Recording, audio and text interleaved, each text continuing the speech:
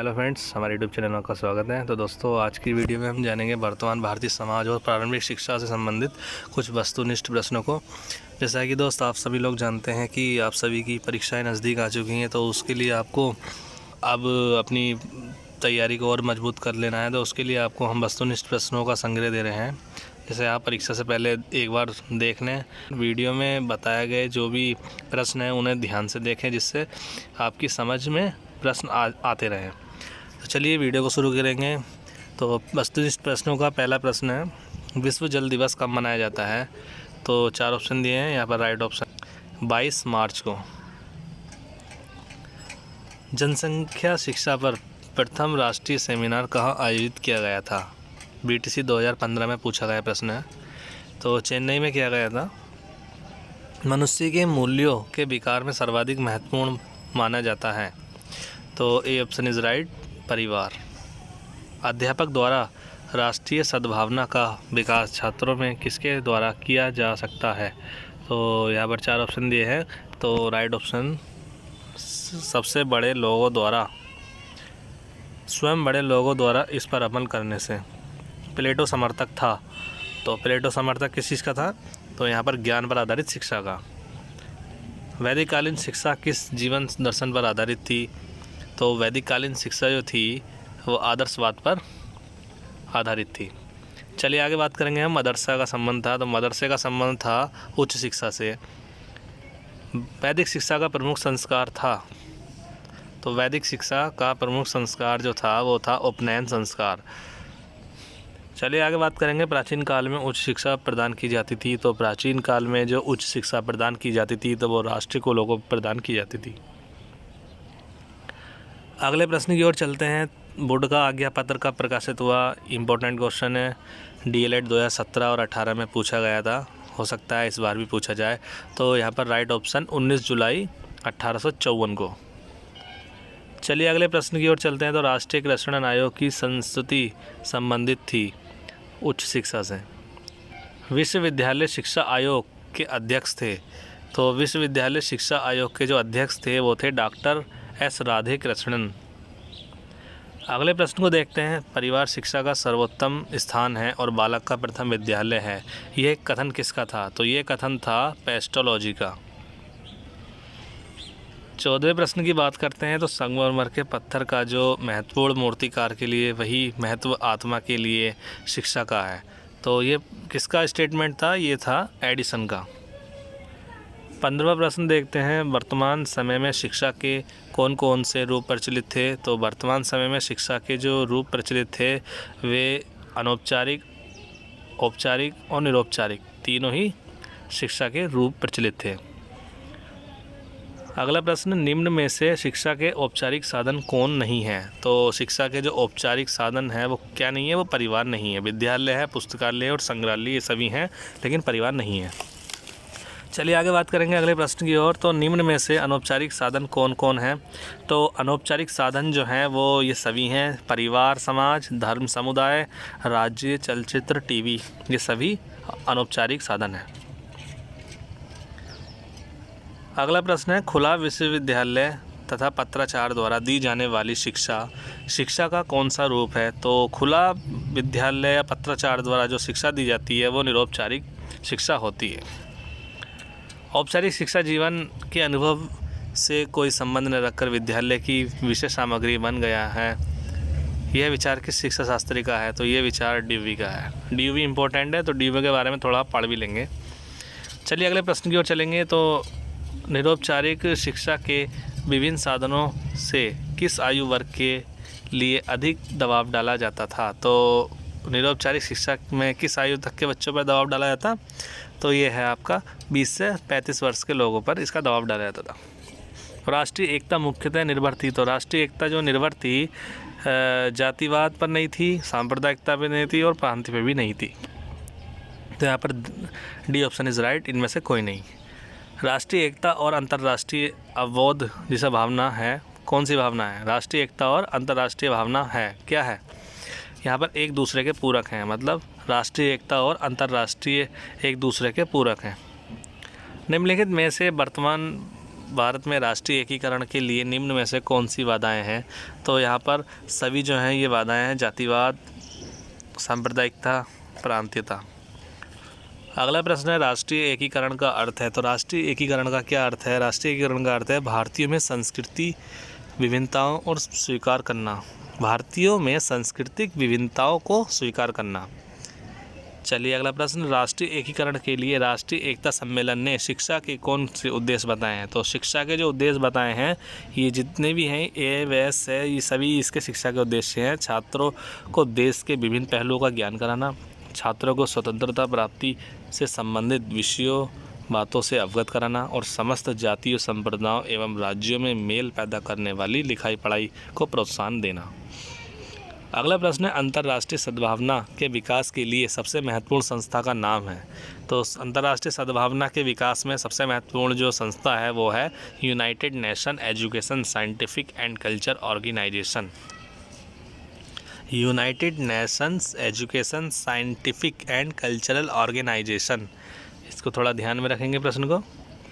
चलिए आगे बात करेंगे, निम्न में से अंतर्राष्ट्रीय सद्भावना के विकास के लिए शिक्षा के कौन कौन से उद्देश्य हैं? तो शिक्षा के जो उद्देश्य हैं ये सभी शिक्षा के उद्देश्य हैं विश्व में एक साथ रहने के लिए आवश्यक बातों का ज्ञान प्रदान करना, सभी राष्ट्रीय संस्कृतियों प्रकृतियों के व्यक्तियों को समान समझने की भावना और विश्व समाज के निर्माण में मूल्यों का विकास करना। चलिए अगला प्रश्न है, निम्न में से अंतर्राष्ट्रीय सद्भावना के कौन कौन से सिद्धांत है? ये आपको पता ही है, पर स्वतंत्र विचार का सिद्धांत, पारस्परिक संबंध का सिद्धांत, सामूहिक उत्तरदायित्व का सिद्धांत, ये सभी हैं। अगला प्रश्न है शिक्षा का कार्य उत्तम नैतिक चरित्र का विकास करना है, किस शिक्षा शास्त्री का विचार है? तो ये हार्वर्ड का विचार है। अगला प्रश्न, शिक्षा अर्थपूर्ण एवं नैतिक प्रक्रिया है, अतः यह कल्पना नहीं की जा सकती कि वह उद्देश्य विहीन है, किस शिक्षा शास्त्री का विचार है? तो ये रिवलिन एक शिक्षा शास्त्री है, उनका विचार है।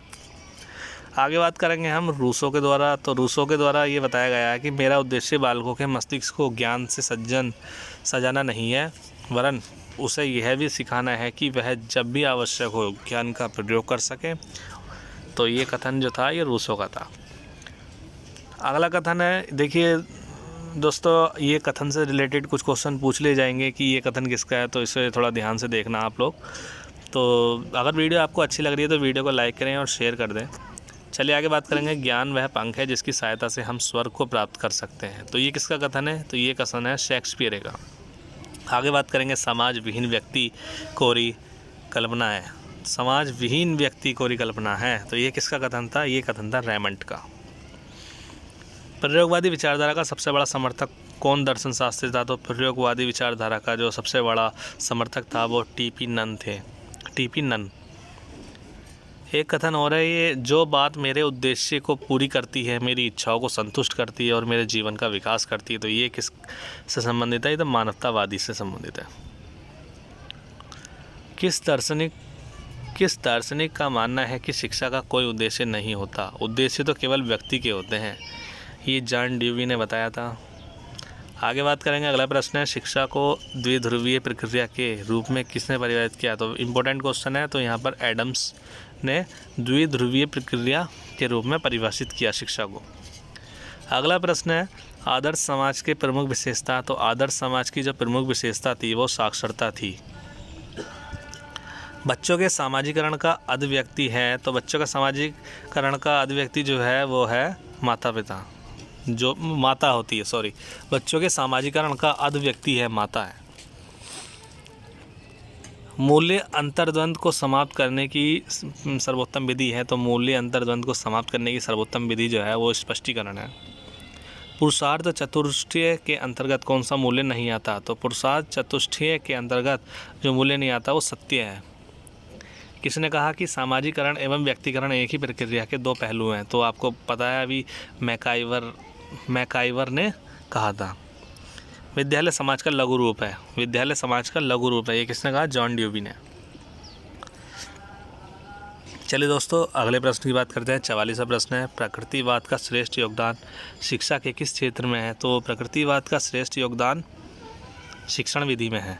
शिक्षा का सर्वोपरि उद्देश्य है, तो शिक्षा का सर्वोपरि उद्देश्य जो है वो मानव निर्माण कराना है।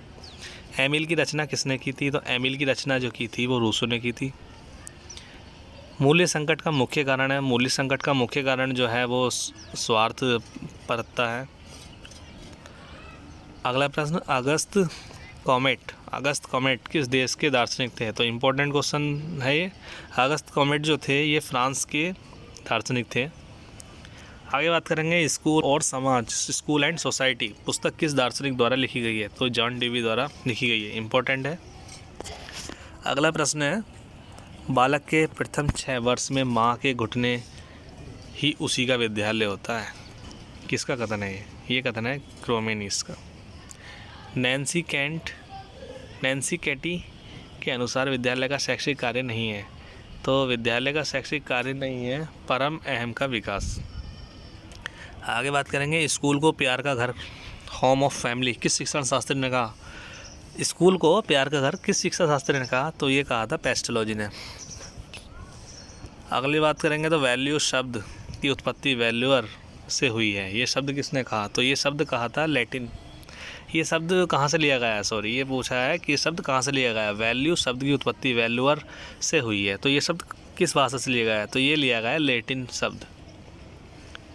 अगला प्रश्न है, दर्शन शास्त्र के अनुसार मूल्य क्या होता है? तो मूल्य क्या होता है? मूल्य होता है शुद्ध एवं सूक्ष्म तत्व।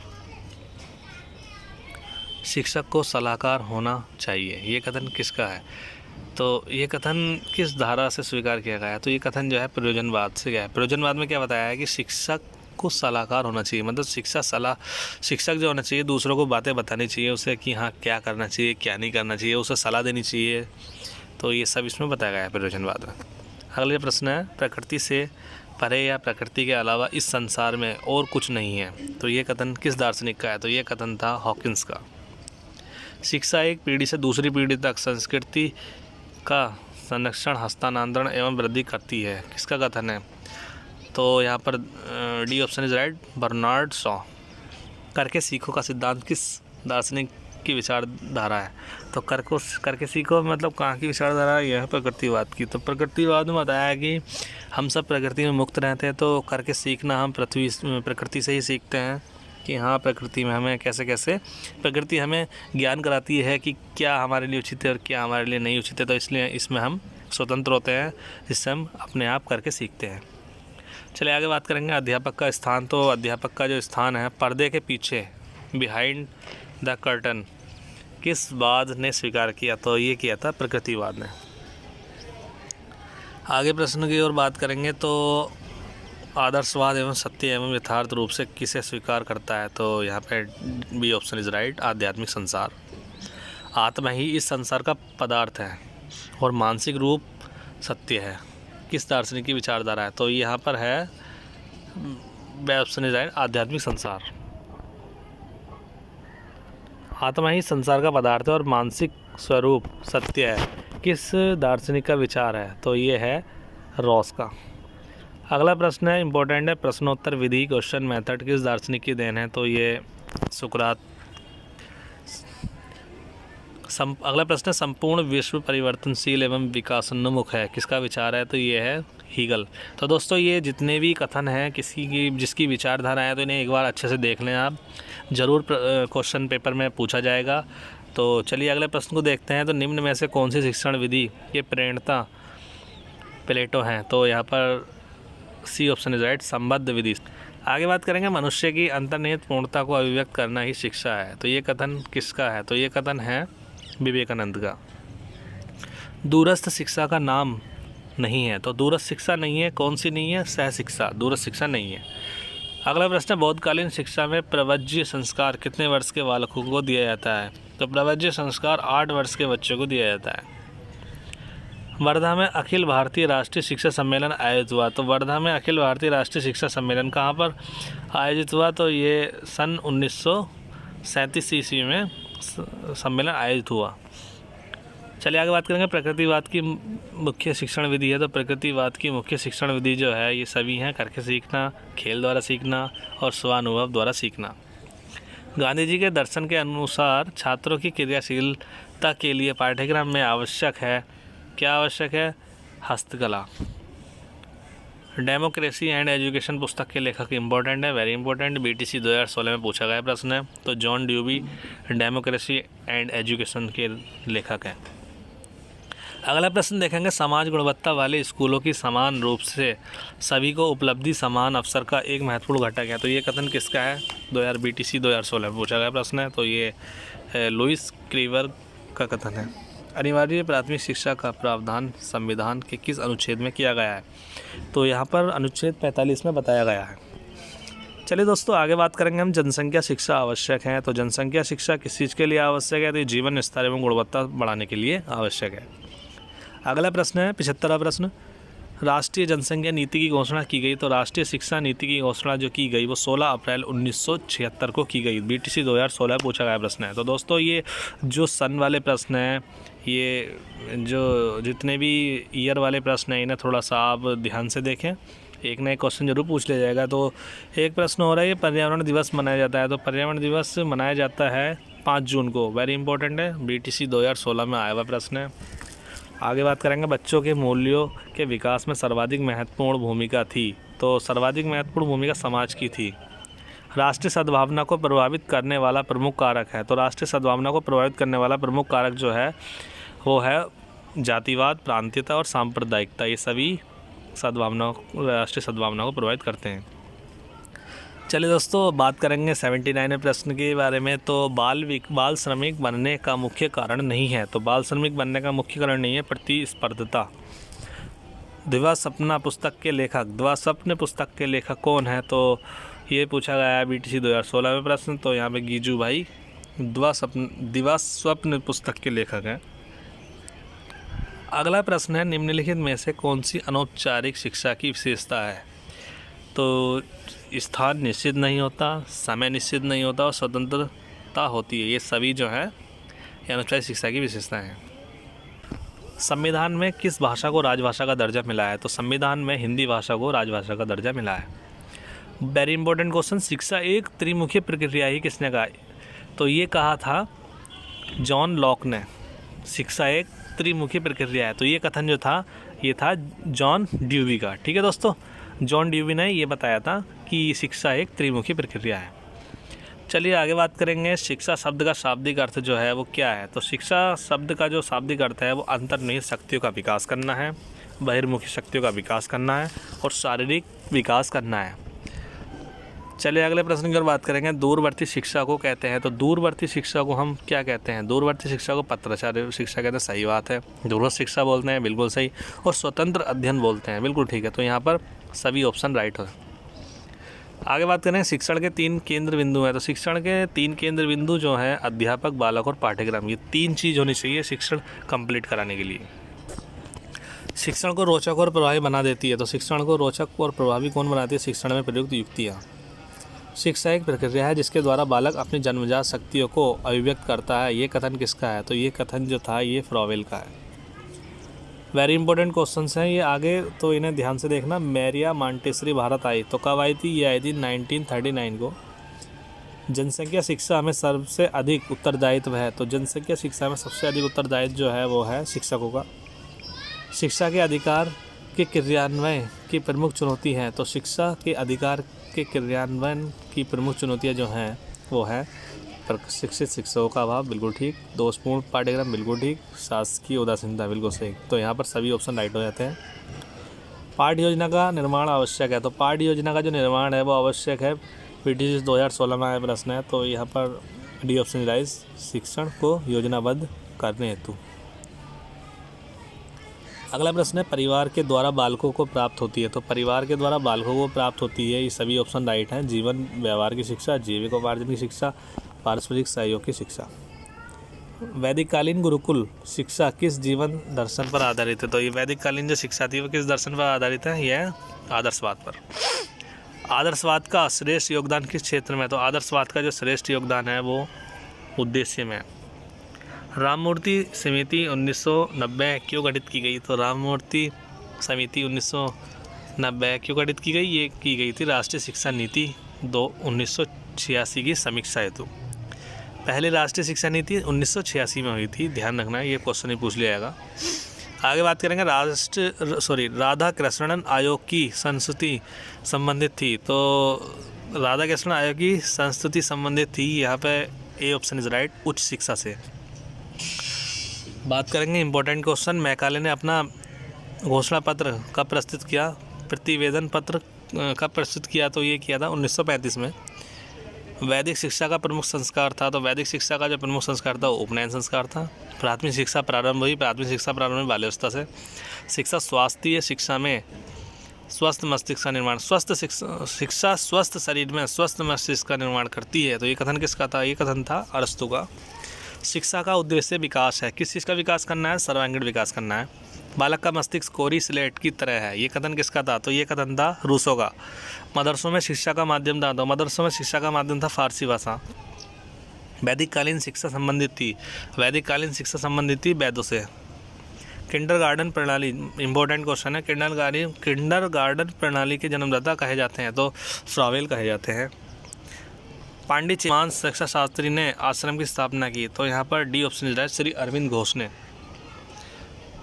दोस्तों आगे बात करेंगे कर्मेंद्रियों इंद्रियों में पढ़ने लिखने की शिक्षा, इन तीनों भागों में शिक्षण पद्धति को विभाजित किया जाता है, तो यहाँ पे मॉन्टेसरी ने। निःशुल्क एवं अनिवार्य बाल शिक्षा अधिनियम कब पारित हुआ, तो इम्पोर्टेंट क्वेश्चन है, डिलेट 2018 में आया था, तो ये हुआ था 2009 में। राष्ट्रीय जनसंख्या नीति का मुख्य उद्देश्य था, तो राष्ट्रीय शिक्षा नीति का मुख्य उद्देश्य कौन सा था, तो यहाँ पे बी ऑप्शन इज राइट, प्रौढ़ों को जनाधिक्य के बारे में जागृत करना। पर्यावरण संरक्षण अधिनियम कब लागू हुआ, तो पर्यावरण संरक्षण अधिनियम जो लागू हुआ वो 1986 में हुआ।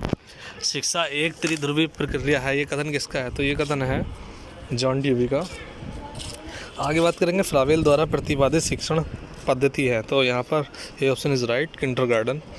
जनसंचार का यांत्रिक साधन है, तो जनसंचार का जो यांत्रिक साधन है तीनों है, टैप रिकॉर्डर, कंप्यूटर और टेलीविज़न, ये तीनों ही साधन है। रूढ़िवादिता एवं निरीक्षणता गंभीर समस्या है, तो रूढ़िवादिता एवं निरीक्षणता गंभीर समस्या है, तो ये है प्रौढ़ों की। आगे बात करेंगे परोपकार सत्यनिष्ठा क्षमाशीलता उदाहरण है, तो ये है सामाजिक मूल्यों का। बात करते हैं आगे अगले प्रश्न की ओर, तो मूल्य व आदर्श विश्वास या मानक हैं जिन्हें समाज या सामाजिक अधिकांश सदस्य ग्रहण किए होते हैं, और ये कथन किसका है, तो ये कथन है ट्रेगर का। जो मूल्य संपूर्ण विश्व की प्रगति एवं भलाई से संबंधित होते हैं, तो वे कौन से मूल्य कहे जाते हैं, तो वे कहे जाते हैं वैश्विक मूल्य। तो दोस्तों मूल्यों से संबंधित क्वेश्चंस आ जाते हैं, तो मूल्यों को एक बार थोड़ा सा और पढ़ लें आप। NCERT ने कितने मूल्यों की स्वीकृति दी है, तो यहाँ पर है 83। मूल्य हमारे व्यवहार को क्या करते हैं, तो मूल्य हमारे व्यवहार को प्रेरित करते हैं, दर्शित करते हैं और नियंत्रित करते हैं। सभी धर्मों के प्रति सहनशील अध्ययन को प्रोत्साहित करने का सुझाव किसने दिया, तो ये सुझाव दिया था कोठारी आयोग ने। भावनाओं के विकास का संबंध मूल्य के किस पक्ष से होता है, तो भावनाओं के जो विकास है वो किस पक्ष से होता है, ये होता है भावात्मक। आगे बात करेंगे वर्तमान में बालकों के मूल्य विकास हेतु सबसे प्रभावी संचार माध्यम कौन सा है, तो सबसे प्रभावी संचार माध्यम जो है वो है टीवी। मुगलकालीन शिक्षा का उद्देश्य था, तो मुगलकालीन शिक्षा का जो उद्देश्य था वो भौतिक ऐश्वर्य की प्राप्ति, इस्लाम धर्म का प्रचार और ज्ञान की प्राप्ति, ये तीनों ही सही है। बिस्मिल्लाह संस्कार होता था, तो बिस्मिल्लाह संस्कार जो होता था 4 वर्ष 4 माह और 4 दिन पर होता था, तो ध्यान रखना 444 बिस्मिल्लाह संस्कार। आगे बात करेंगे हम जनसंचार के साधनों को मुख्यतः कितने भागों में बांटा गया है, तो जनसंचार के साधनों को जो बांटा गया है वो बांटा गया है 3 भागों में। कोठारी आयोग का गठन कब हुआ, तो कोठारी आयोग का गठन हुआ था 1964 को। राष्ट्रीय बाल श्रम नीति कब घोषित की, तो ये की गई थी 1987 में। परिस्थिति के असंतुलन का एक महत्वपूर्ण गतिक कारक है, तो ये है तीव्र जनसंख्या वृद्धि। जनसंख्या वृद्धि पर नियंत्रण का आशय है, जनसंख्या वृद्धि पर नियंत्रण का आशय जो है वो है शिक्षा से। जातिवाद का उद्गम स्रोत है, तो जातिवाद का जो उद्गम स्रोत है वो है जाति से। सांप्रदायिकता उन्मूलन के लिए प्रमुख भूमिका कर सकता है, तो ये है शिक्षा। निम्न में से कौन सा भौतिक प्रदूषण नहीं है, तो भौतिक प्रदूषण नहीं है, कौन नहीं है, सामाजिक प्रदूषण भौतिक प्रदूषण नहीं है। आगे बात करेंगे जल संरक्षण की विरडा पद्धति प्रचलित थी, तो ये है गुजरात। गंगा कार्य योजना की शुरुआत की गई, तो गंगा कार्य योजना की शुरुआत जो की गई 1985 में की गई। और लास्ट का प्रश्न है वैश्वीकरण के उद्देश्य हैं। तो वैश्वीकरण के जो उद्देश्य हैं, उदासीकरण, निजीकरण, संतुलित विकास, ये सभी जो है वैश्वीकरण के उद्देश्य हैं। तो दोस्तों आई होप आपको वीडियो अच्छी लगेगी। दोस्तों मैं समझता हूँ कि ये वीडियो आपके लिए कुछ ना कुछ बेनिफिशियल होगी। तो दोस्तों मैं आशा करता हूँ कि आप सभी का पेपर अच्छा जाए। तो ठीक है दोस्तों, best of luck, thank you.